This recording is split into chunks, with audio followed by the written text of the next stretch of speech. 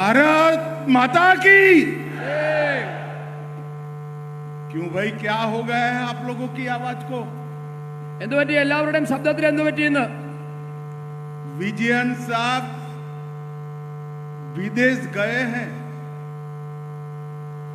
उनको मालूम पड़ना चाहिए त्रिवेंद्रम में भाजपा वाले इकट्ठा हुए हैं। പിണറായി വിജയൻ വിദേശത്ത് പോയിരിക്കുകയാണ്. അവിടെ ഇരിക്കുന്ന മുഖ്യമന്ത്രിക്ക് മനസ്സിലാകണം ഇവിടെ ഭാരതീയ ജനതാ പാർട്ടിയുടെ വലിയ സമ്മേളനം നടക്കുന്നു എന്ന്. दोनों हाथ उठाइए जरा, രണ്ട് കൈയും എല്ലാവരും ഉയർത്തിപ്പിടിക്കുക. विकसित केरलम के संकल्प की मुट्ठी भींचिए വികസിത കേരളത്തെ മനസ്സിൽ സങ്കല്പിച്ചുകൊണ്ട് और प्रचंड आवाज से बोलिए भारत माता की ജയ്, भारत माता की ജയ്, भारत माता की। ജയ്. मंच पर उपस्थित केरल भारतीय जनता पार्टी के अध्यक्ष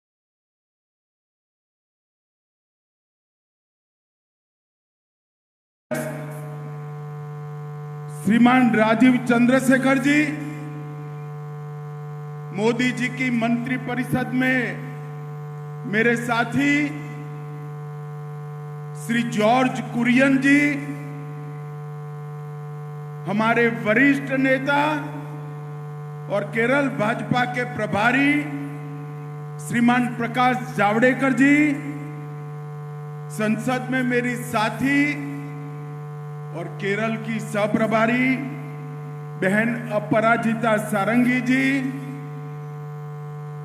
जिन्होंने अभी अभी गत टर्म में केरल के अध्यक्ष पद का अच्छे से दायित्व निर्वहन किया। जोर से ताली बजाइएगा श्री के सुरेंद्रन के लिए, जिन्होंने पार्टी के अध्यक्ष पद को लास्ट टर्म में संभाला। श्री वी मुरलीधरन जी, श्री अब्दुल्ला कुट्टी जी, श्रीमती पद्मजा वेणुगोपाल जी, श्री अनिल एंटनी जी, श्री पी के कृष्णदास जी, श्री एन राधाकृष्णन जी, श्री कर्मना जी, और आज अब मैं बोल रहा हूं इसका अनुवाद करना, भारतीय जनता पार्टी के मालिक ऐसे मेरे हर जगह से आए हुए भारतीय जनता पार्टी के कार्यकर्ता भाइयों बहनों को मेरा प्रणाम। ഭാരതീയ ജനതാ പാർട്ടിയുടെ സംസ്ഥാന അധ്യക്ഷൻ ശ്രീ രാജീവ് ചന്ദ്രശേഖർ, മന്ത്രിസഭയിലെ സഹപ്രവർത്തകനായ ശ്രീ കേരളത്തിലെ വിവിധ ഭാഗങ്ങളിൽ നിന്ന് വന്നിരിക്കുന്ന ഭാരതീയ ജനതാ പാർട്ടിയുടെ എല്ലാമായ പ്രിയ സഹപ്രവർത്തകർക്ക് എന്റെ സാദര നമസ്കാരം.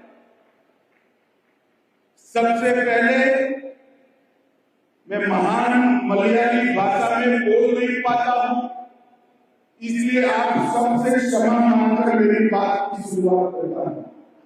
മലയാളത്തിൽ സുന്ദരമായ മലയാളത്തിൽ നിങ്ങളോട് സംസാരിക്കാൻ സാധിക്കാത്തതിൽ നിങ്ങളോട് എല്ലാവരോടും ഞാൻ ക്ഷമ ചോദിക്കുകയാണ്.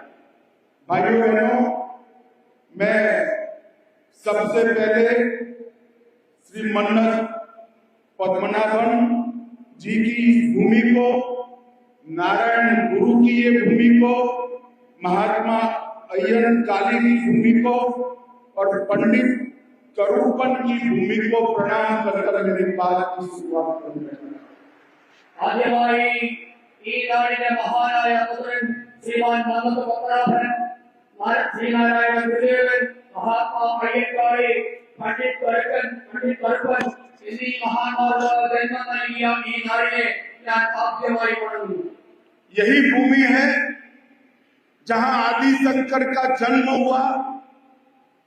वेद, वेदांत, ब्रह्मसूत्र, वैदिक गणित और कई सारे फिलॉसफी के ग्रंथों की रचना आदि शंकराचार्य ने की है।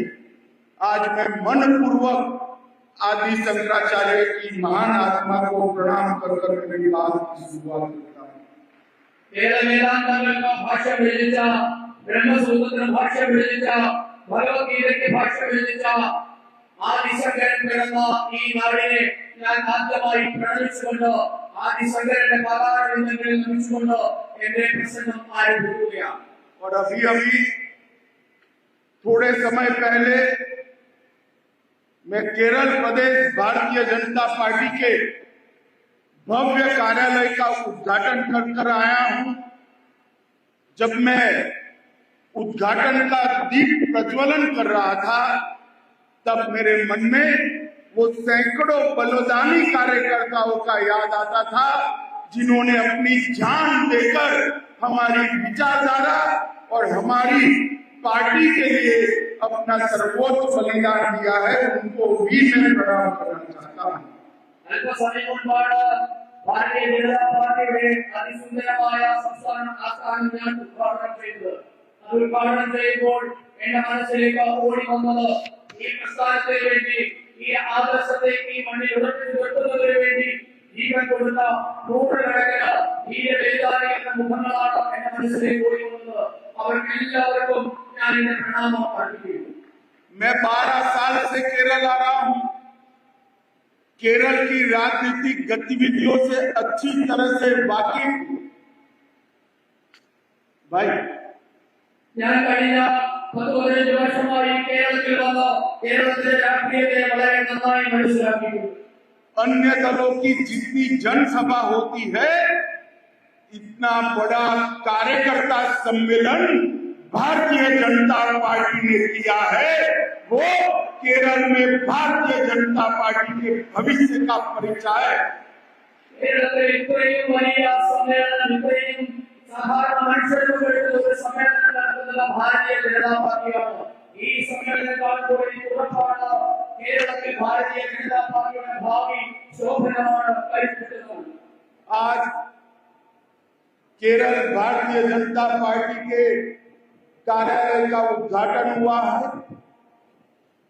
मैं केरल के प्रदेश अध्यक्ष जी को धन्यवाद करता हूं कि इन्होंने मुझे मौका दिया। इस कार्यालय का भूमि पूजन भी मैंने किया था और उद्घाटन भी मैंने किया। ഇന്ന് ഭാരതീയ ജനതാ പാർട്ടിയുടെ കാര്യാലയത്തിൽ ഉദ്ഘാടനം നടത്തിയിരിക്കുകയാണ്. ഞാൻ പാർട്ടിയുടെ സംസ്ഥാന അധ്യക്ഷനോട് അതിനൊരു അവസരം നൽകിയതിന് നന്ദി പറയുകയാണ്. ഉദ്ഘാടനം മാത്രമല്ല, അതിന്റെ ഭൂമി പൂജ നടത്താനുള്ള അവസരവും എനിക്ക് തന്നെയാണ് കിട്ടിയത്. और आज मैं प्रभु पद्मनाभ जी के चरणों में प्रार्थना करता हूं कि नूतन कार्यालय केरल में एनडीए की सरकार बनाने की शुरुआत साबित होगा। ഇന്ന് ഈ പത്മനാഭസ്വാമിയുടെ മണ്ണിൽ നിന്ന് ശ്രീ പത്മനാഭനോട് അപേക്ഷിക്കുകയാണ്. ഈ സംസ്ഥാന കാര്യാലയത്തിന്റെ ഉദ്ഘാടനത്തോടുകൂടി ഭാരതീയ ജനതാ പാർട്ടിക്ക് നിയമസഭയിലേക്കും ലോകസഭയിലേക്കും പ്രതിനിധികളെ അയക്കാനുള്ള അവസരം കൂടിയാണ് കൈവന്നിരിക്കുന്നത്. भाइयों बहनों, अन्य दलों के लिए कार्यालय एक काम करने की जगह होती है।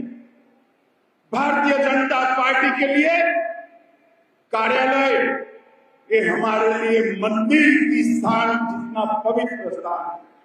നമുക്കറിയാം, മറ്റ് രാഷ്ട്രീയ പാർട്ടികളുടെ ഓഫീസുകൾ എന്ന് പറഞ്ഞാൽ അവർക്ക് പ്രവർത്തിക്കാനുള്ള ഒരു ഇടം മാത്രമാണ്.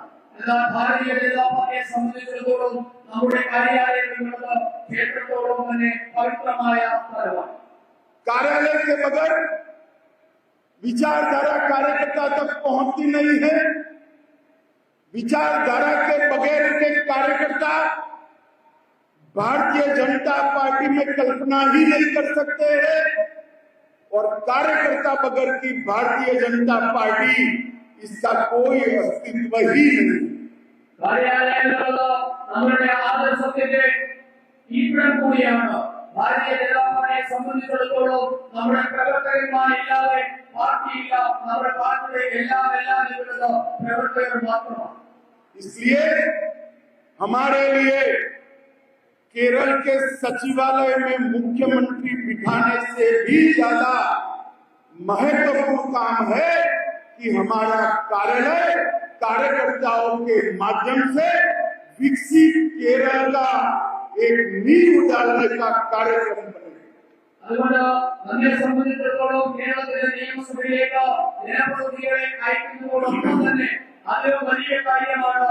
സംസ്ഥാന കാര്യാലയം കേന്ദ്രമാക്കിക്കൊണ്ട് വികസിത കേരളം സാധ്യമാക്കാനുള്ള ആസൂത്രണം ചെയ്യുക എന്നത്.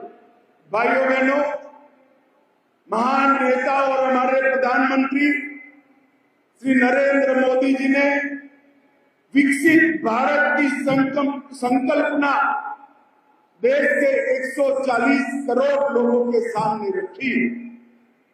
നമ്മുടെ ബഹുമാനപ്പെട്ട ആദരണീയനായ പ്രധാനമന്ത്രി വികസിത ഭാരതം എന്ന സങ്കല്പമാണ് രാജ്യത്തെ 145 കോടി ജനങ്ങളുടെ മുമ്പാകെ അവതരിപ്പിച്ചിട്ടുള്ളത്. और मैं केरल के भाइयों बहनों को बताने आया हूं, विकसित भारत का रास्ता विकसित केरल से होकर ही जाता है। കേരളത്തിലെ സഹോദരി സഹോദരന്മാരോട് ഞാൻ പറയാൻ ആഗ്രഹിക്കുന്നു, വികസിത ഭാരതം എന്നുള്ളത് വികസിത കേരളത്തിൽ കൂടിയാണ് സാധ്യമാകാൻ പോകുന്നത്. दक्षिण के शक्तिशाली राज्यों के विकास के बगैर विकसित भारत संभव ही नहीं। ദക്ഷിണ ഭാരതത്തിലെ സംസ്ഥാനങ്ങൾ വികസിക്കാതെ വികസിത ഭാരതം സാധ്യമാകാൻ പോകുന്നില്ല. और महान केरल राज्य जो अनेक संस्कृतियों का मिल मिलाप कर आगे बढ़ने वाला राज्य है, विकसित केरल आज से भारतीय जनता पार्टी का मूल उद्देश्य बनने वाला है। ഈ വിവിധ സംസ്ഥാനങ്ങളുടെ വിവിധ ആശയധാരകളുടെ കേന്ദ്രമായ കേരളത്തിൽ വികസിത കേരളം എന്ന ഭാരതീയ ജനതാ പാർട്ടിയുടെ ആശയമാണ് കേരളത്തിലെ വികസനത്തിന് അടിസ്ഥാനമാകാൻ പോകുന്നത്.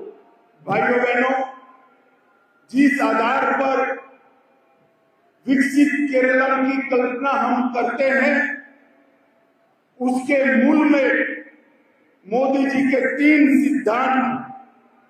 पहला, करप्शन बगैर का गवर्नेंस। ഏത് അടിസ്ഥാനത്തിലാണോ നാം വികസിത കേരളം എന്ന സങ്കല്പം മുന്നോട്ട് വെക്കുന്നത്, അതിന്റെ അടിസ്ഥാനം എന്നുള്ളത് നരേന്ദ്രമോദി മുന്നോട്ടേക്ക് വെക്കുന്ന 3 കാര്യങ്ങളാണ്. അതിൽ ഒന്നാമത്തേതാണ് അഴിമതിരഹിത ഭരണം. दूसरा, सरकारी योजनाओं में कोई भेदभाव नहीं। വിവേചനമില്ലാതെ സർക്കാർ പരിപാടികളുടെ നടപ്പാക്കൽ. और तीसरा, वोट बैंक पॉलिटिक्स से ऊपर उठकर केरल के विकास की संकल्पना।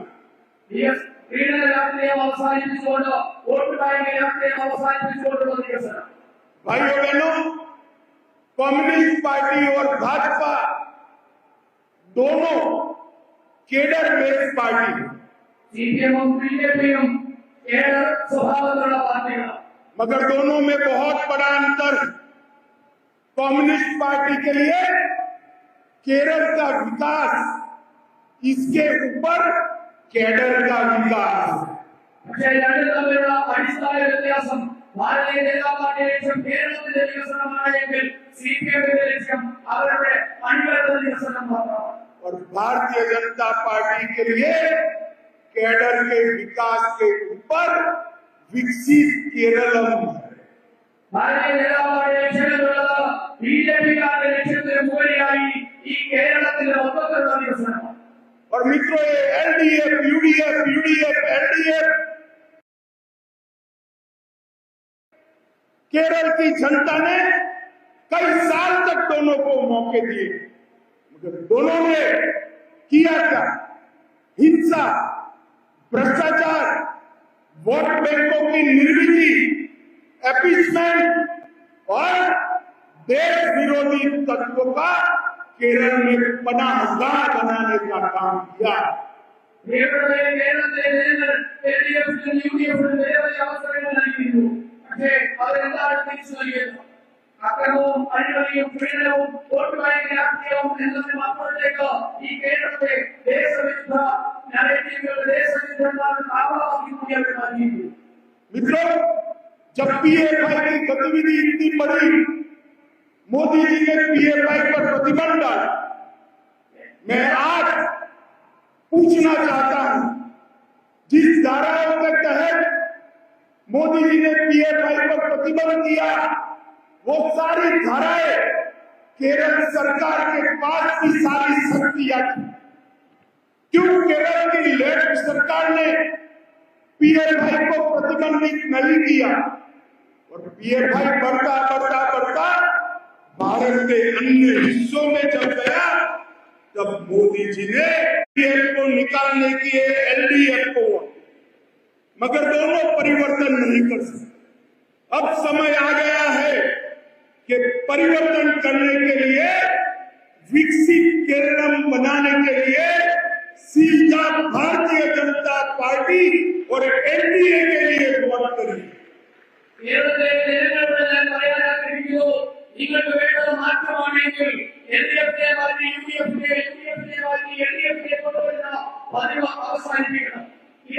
വികസിത കേരളമാണ് നിങ്ങളുടെ സങ്കല്പമെങ്കിൽ ഞാൻ നിങ്ങളോട് പറയാൻ ആഗ്രഹിക്കുന്നു, ഇതാ സമയമായിരിക്കുന്നു ഭാരതീയ ജനതാ പാർട്ടിയെ അധികാരത്തിലെത്തിച്ച് ഒരു വികസിത കേരളം സാക്ഷാത്കരിക്കാനുള്ള സമയം ആഗ്രഹമായിരിക്കുന്നു।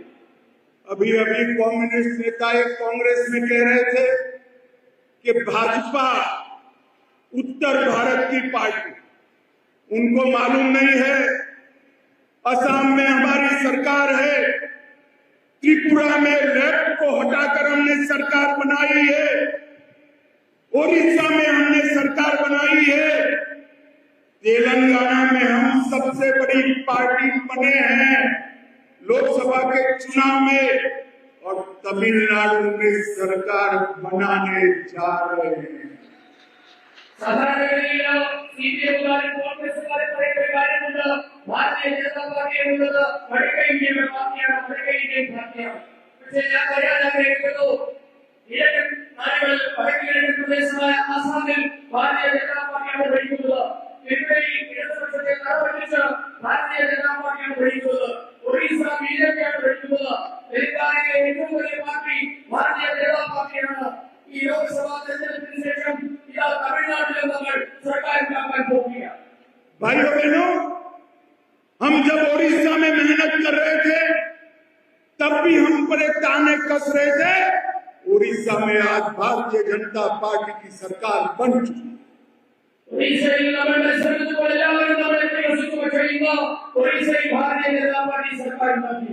आसाम में भी हमें ताने कसे जाते थे, आसाम में भी 2 बार भारतीय जनता पार्टी की सरकार लगातार जीत कर आई।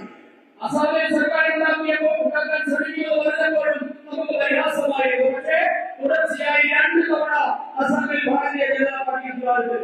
और मैं केरल की जनता का धन्यवाद करना चाहता हूं। 2014 के इलेक्शन में केरल की जनता ने भाजपा को 11% वोट दिए, 19 में 16%, 24 में 20% वोट दिया। अब बारी है भाजपा की सरकार बनाने की बारी में।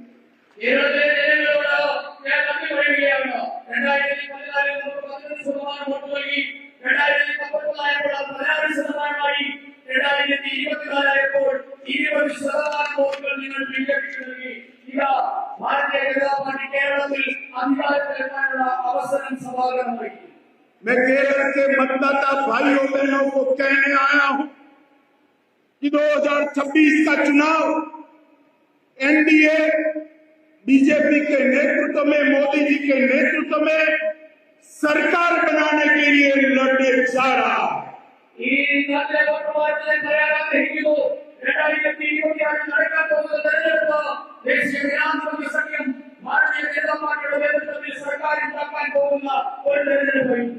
और भाइयों बहनों, यहाँ सैकड़ों कार्यकर्ता, 25,000 से ज्यादा कार्यकर्ता बैठे। मैं उनको याद कराने आया हूं कि हमारे सैकड़ों कार्यकर्ताओं की लेफ्ट के गुंडों ने हत्या की है। हमारे सैकड़ों कार्यकर्ताओं ने अपने जीवन का बलिदान दिया है। उनके परिवारों ने, किसी ने पति, किसी ने भाई, किसी ने बेटा गंवाया है।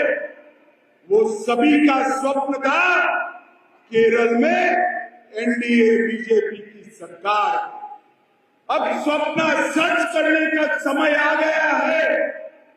जिस पार्टी को 20% वोट मिल जाए वो 35% वोट प्राप्त करने में देरी नहीं करती।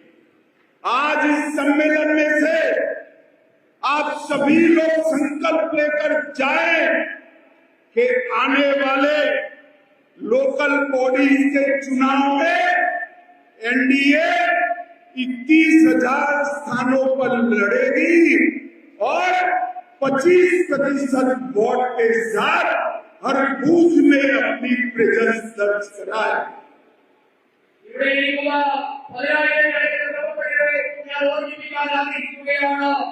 ഈ നാട്ടിലെ ഇടതുപക്ഷം കൊന്നുതള്ളിയാണ് നമ്മുടെ സഹോദരന്മാരെ വഴി. നൂറുകണക്കിന് സഹപ്രവർത്തകന്മാരെയാണ് ധീരബലിദാനികളെയാണ് നമുക്ക് ലഭ്യമായിട്ടുള്ളത്. ഭർത്താവിനെ, മകനെ, സഹോദരനെ, സഹോദരിയെ ഒക്കെ അവരുടെ ക്രൂരതയില്ലാതെയാക്കി. പക്ഷേ അപ്പോഴൊക്കെ നമ്മുടെ ലക്ഷ്യമെന്നത് ഭാരതീയ ജനതാ പാർട്ടിയെ ഭരിക്കുക എന്നതായിരുന്നു. ഇന്ന് ആ സ്വപ്നം സാക്ഷാത്കരിക്കാനുള്ള സമയമായിരിക്കുകയാണ്. ഈ വരുന്ന തദ്ദേശ തെരഞ്ഞെടുപ്പിൽ ഭാരതീയ ജനതാ പാർട്ടി സംസ്ഥാനത്തെ 21,000-ഓളം വരുന്ന വാർഡുകളിൽ മത്സരിക്കും. 25% വോട്ട് നേടി ബഹുഭൂരിപക്ഷം തദ്ദേശ സ്ഥാപനങ്ങളിലും ബിജെപി വിജയക്കൊടി പാറിക്കും. भाइयों बहनों, एलडीएफ और यूडीएफ का ट्रैक रिकॉर्ड भ्रष्टाचारी सरकारों का ट्रैक रिकॉर्ड। ഇടതുപക്ഷത്തിന്റെയും വലതുപക്ഷത്തിന്റെയും പ്രവർത്തനം എന്നുള്ളത് അഴിമതിയുടെ മുൻകാല ചരിത്രമാണ് അവർക്കുള്ളത്. एलडीएफ में एक्सप्लोजिंग घोटाला, कोऑपरेटिव बैंक का घोटाला, एआई कैमरे का घोटाला, लाइफ मिशन का घोटाला, के फोन परियोजना का घोटाला, पीपीई किट का घोटाला और अब विजयन जी चिढ़ जाते हैं, मगर मुझे तो कहना चाहिए सोने की तस्करी का घोटाला, स्टेट स्पॉन्सर सबसे बड़ा घोटाला पूरे भारत में। എൽഡിഎഫിന്റെ അഴിമതിയെപ്പറ്റി നിങ്ങൾക്ക് എല്ലാവർക്കും അറിയാം. സമാന ബാങ്ക് അഴിമതി, എക്സാലോജി അഴിമതി, ലൈഫ് മിഷൻ അഴിമതി, എയർഫോൺ അഴിമതി, പിപിഇ അഴിമതി അങ്ങനെ നൂറുകണക്കിന് അഴിമതികളാണ് ഇടതുപക്ഷ സർക്കാരുകൾ നടത്തിയിട്ടുള്ളത്. ഇപ്പോൾ വിദേശത്താണെങ്കിലും ശ്രീമാൻ പിണറായി വിജയൻ പറയാൻ ആഗ്രഹിക്കുന്നു, ഈ രാജ്യം കണ്ട സംസ്ഥാന ഏതെങ്കിലും ഒരു സർക്കാർ സ്പോൺസറായിട്ടുള്ള സർക്കാരിന്റെ കാവ്യത്തിൽ നിന്ന രാജ്യത്തെ ഏറ്റവും വലിയ അഴിമതിയാണ് സ്വർണ്ണക്കടത്ത് എന്ന കാര്യം നിങ്ങൾ മറന്നുപോകുന്നു. और यूडीएफ भी कोई कम नहीं है। बड़े मियाँ तो बड़े मियाँ, छोटे मियाँ भी सुभान अल्लाह। यूडीएफ को भी जब भी मौका मिला करप्शन करने में कोई कमी नहीं छोड़ी। मैं 2-3 चीजें बताना चाहता हूँ क्योंकि उनका तो वाइंडिंग अप का टाइम आ गया है।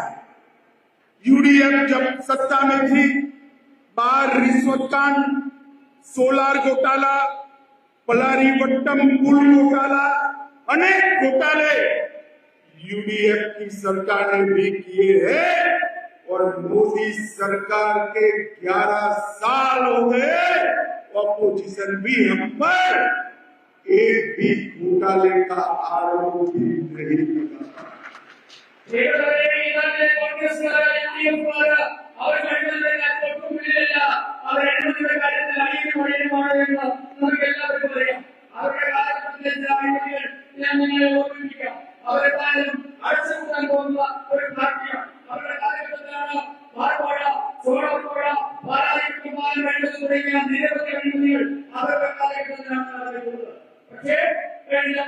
വർഷമായി കേന്ദ്രത്തിൽ ഭരിക്കുന്ന നരേന്ദ്രമോദി സർക്കാരിനെതിരെ ഒരു അഴിമതി ആരോപണം പോലും ഉന്നയിക്കാൻ പ്രതിപക്ഷത്തിന് സാധിച്ചിട്ടില്ല എന്ന് നാം മനസ്സിലാക്കണം. और भाइयों बहनों, मैं आज आप सबके माध्यम से केरल की जनता को कहने आया हूं, विकसित केरलम का नारा भाजपा एनडीए के अलावे संभव ही नहीं।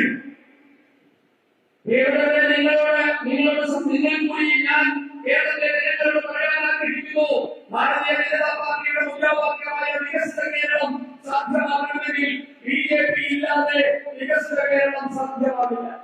अभी अभी हमने देखा मोदी जी ने विंझीजम बंदरगाह का लोकार्पण किया। दक्षिण एशिया की सबसे अच्छी कंटेनर हैंडलिंग तकनीक के साथ ये केरल के विकास में कंट्रीब्यूट करेगा। നരേന്ദ്ര മോദി വിഴിഞ്ഞം പദ്ധതി അടക്കമുള്ള നിരവധി വികസന പദ്ധതികളുടെ തറക്കല്ലിട്ടുകൊണ്ട് കേരളത്തിന്റെ വികസനത്തിന് ഗതിവേഗം കൂട്ടി. 4,000 करोड़ से ज्यादा की केंद्रीय योजना उसी दिन लोकार्पण किया, 4,000 కోట్ల రూపాయల వికసన పథకాలను వ్యాప్తంగా నరేంద్ర మోదీ సమర్పించారు. जिसमें 1,800 करोड़ का ड्राई डॉक शामिल है। அதில் 1,700 கோடி ரூபாய் और मोदी सरकार ने ड्राई डॉक కొద్దిగా డ్రైవ్ పద్ధతి 1,700 కోడి రూపాయల పద్ధతిని పెట్టిండాలి. 65,000 करोड़ 40 नेशनल हाईवे के लिए भारतीय जनता पार्टी ने दिल्ली से भेजा। 14 దేశీయ మార్గాలపై 65,000 కోడి రూపాయల ప్రణాళికలను మోదీ సర్కార్ అందించింది. 2 वंदे भारत ट्रेनों से 11 जिलों को 11 DPP को जोड़ने का काम किया। 2 వందే భారత రైళ్లను కూడి 19 జిల్లాలకు విస్తరించుకున్న 2 వందే భారత రైళ్లు और 2004 में केरल का रेलवे के लिए बजट सिर्फ 372 करोड़ था, उसको बढ़ाकर 3,700 करोड़ करने का काम नरेंद्र मोदी ने किया।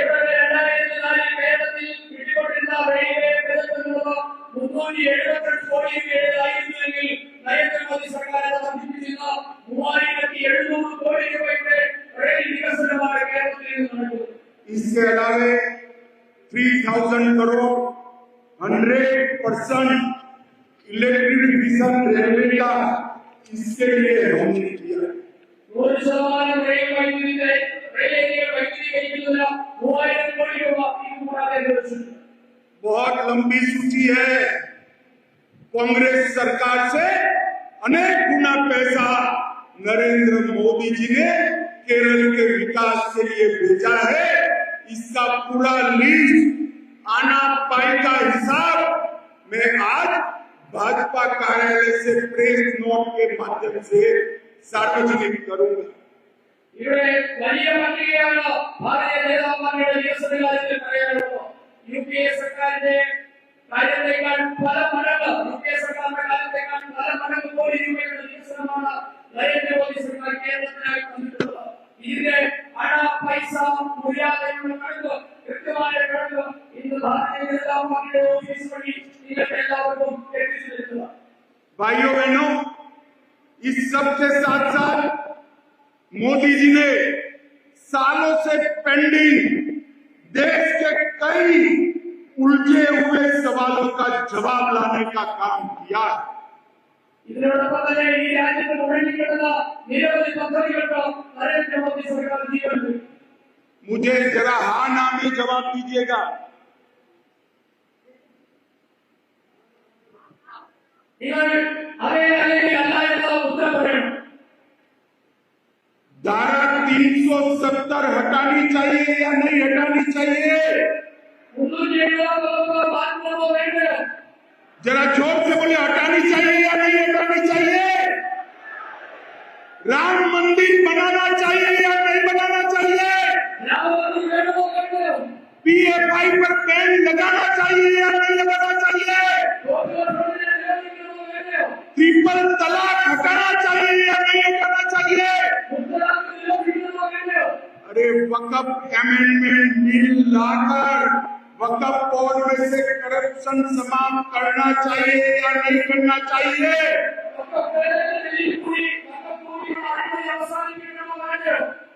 ये सारी चीजों के लिए ना एलडीएफ सहमत है ना यूडीएफ सहमत है। केवल और केवल मोदी जी के नेतृत्व में ये सारे काम भारतीय जनता पार्टी ഈ മുഴുവൻ കാര്യങ്ങളും ഈ അടുത്ത അവസാനിപ്പിക്കുന്നത് എൽഡിഎഫോ യുഡിഎഫോ സംഭവമല്ല. പക്ഷേ നരേന്ദ്രമോദി സർക്കാർ മാത്രമാണ് ഈ അവസാനിപ്പിക്കാൻ കഴിയാത്തത്. मोदी जी ने देश के 60 करोड़ गरीबों को घर, बिजली, पानी, 5 लाख तक का इंश्योरेंस, 5 किलो अनाज और कई सारी सुविधाएं 11 साल में देने का काम किया। ഈ രാജ്യത്തെ 70 കോടി വരുന്ന പാവപ്പെട്ടവർക്ക് കഴിഞ്ഞ 11 വർഷമായി നരേന്ദ്രമോദി സർക്കാർ സൗജന്യമായി വൈദ്യുതിയും വെള്ളവും വീടുവെച്ചു 5 ലക്ഷം രൂപയുടെ സൗജന്യ ആരോഗ്യ ഇൻഷുറൻസ് നൽകി 5 കിലോ വീതം സൗജന്യമായ റേഷനും കഴിഞ്ഞ 10 വർഷമായി നൽകുന്നുണ്ട്.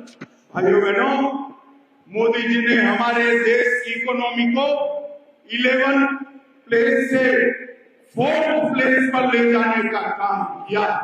11ാമത്തെ സ്ഥാനത്തായിരുന്ന നമ്മുടെ രാജ്യത്തിന്റെ സമ്പദ് വ്യവസ്ഥയെ ഇന്ന് 4ാമത്തെ സ്ഥാനത്തേക്ക് നരേന്ദ്രമോദി സർക്കാർ കൊണ്ടുവന്നു. और सबसे बड़ा काम किया है, मोदी जी ने भारत को सुरक्षित बनाने का काम किया.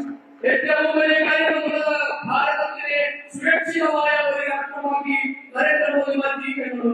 मैं आज फिर से कह कर जाता हूं, 31 मार्च 2026 को पूरा देश नक्सलिज्म से मुक्त हो जाए. ഞാൻ നിങ്ങളോട് പറയാൻ ആഗ്രഹിക്കുന്നു, 2026 മാർച്ച് ആയപ്പോഴേക്കും രാജ്യം നക്സലിസത്തിൽ നിന്ന് മോചിതമായിരിക്കും. और इस टेररिज्म को मोदी जी और भाजपा के अलावा कोई जवाब दे नहीं. मोदी जी को बीजेपी को अलावा तीव्रवाद में मरबड़ी पड़कर कोई बात नहीं समझ. उरी में हमला हुआ, हमने सर्जिकल स्ट्राइक किया. उरी आक्रमण ഉണ്ടായി, നമ്മൾ സർജിക്കൽ സ്ട്രൈക്കിലൂടെ മറുപടി നൽകി. पुलवामा में हमला हुआ, हमने एयर स्ट्राइक किया. पुलवामा में तीव्रवाद आक्रमण ഉണ്ടായെന്ന് നമ്മൾ വ്യോമാക്രമണത്തിലൂടെ മറുപടി നൽകി. और पहलगाम में हमला हुआ, ऑपरेशन सिंदूर कर कर घर में घुस कर मारा. അരക്കാലമായ തീവ്രവാദി ആക്രമണത്തിൽ ഓപ്പറേഷൻ സിന്ദൂറിലൂടെ തീവ്രവാദികളുടെ വീട്ടിലെത്തി നാം മറുപടി നൽകി. नरेंद्र मोदी जी ने पूरे देश का सम्मान दुनिया में बढ़ाने का काम किया. നരേന്ദ്രമോദി ജി നമ്മുടെ രാഷ്ട്രത്തിന്റെ പേര് കഴിവ മുഴുവൻ രാഷ്ട്രങ്ങളിൽ എത്തിച്ചു. और मोदी जी ही विकसित केरलम के संकल्प को पूरा कर सकते हैं. മോദി ജി തന്നെ വികസിത കേരളം സാക്ഷാത്കരിക്കും. हम जब भी केरल की जनता के सामने आए, हमारे वोट की आपने बढ़ोतरी कर दी. കേരളത്തിൽ ബിജെപി വന്നപ്പോഴൊക്കെ തന്നെ ബിജെപിയുടെ വോട്ട് ഷെയർ നിങ്ങൾ വർദ്ധിപ്പിച്ചു നൽകിയിട്ടുണ്ട്.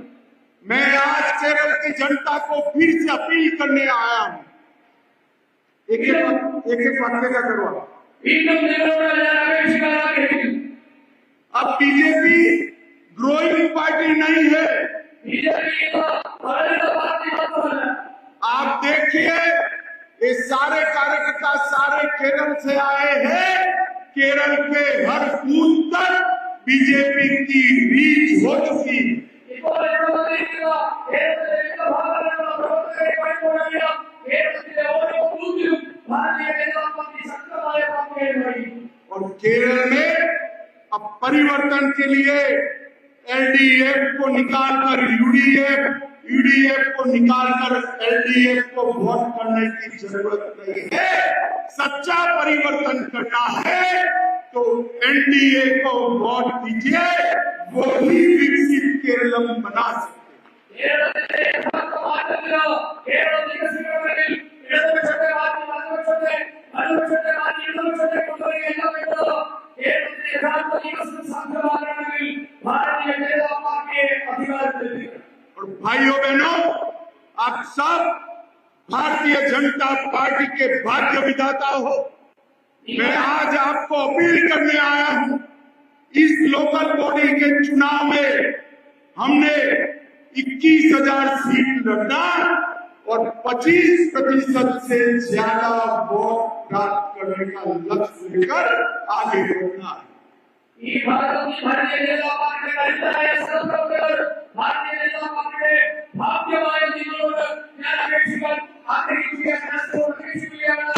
ഈ വരുന്ന തദ്ദേശ തെരഞ്ഞെടുപ്പിൽ നാം 21,000 സീറ്റുകളിലാണ് മത്സരിക്കുന്നത്. 25% വോട്ട് നൽകി ആ വോട്ട് ലക്ഷ്യത്തിലേക്ക് എത്തിക്കാൻ നിങ്ങൾ എല്ലാവരും പരിശ്രമിക്കണമെന്ന് ഞാൻ നിങ്ങളോട് അഭ്യർത്ഥിക്കുകയാണ്. मुझे बताइए, आज से लेकर नवंबर तक का पूरा टाइम विकसित केरलम के लिए भाजपा को समर्पित करेंगे क्या? ഇതുവരെ നവംബർ വരെയുള്ള സമയം വികസിത अरे जोर से बोलो, करेंगे। एनडीए को मजबूत करेंगे। 21,000 सीट दमखम के साथ लड़ेंगे। 25% से वोट शेयर बढ़ाएंगे। तो मेरे साथ दोनों हाथ उठाइए, विजय के संकल्प की युक्ति दीजिए और प्रचंड आवाज से बोलिए, भारत माता की, भारत माता की, भारत माता की, वंदे वंदे वंदे।